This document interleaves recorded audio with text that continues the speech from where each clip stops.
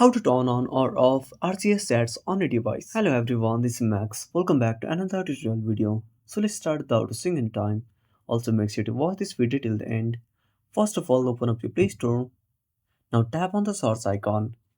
Now simply tap on the search bar and type Google Messages. Now click on search at the bottom right corner. Now tap on Google Messages. Now install this application if it's not installed on your device. After installing, if any update is available, simply tap on the update button. After updating, simply tap on open. Now tap on profile at the top right corner. Now tap on settings. Now tap on general.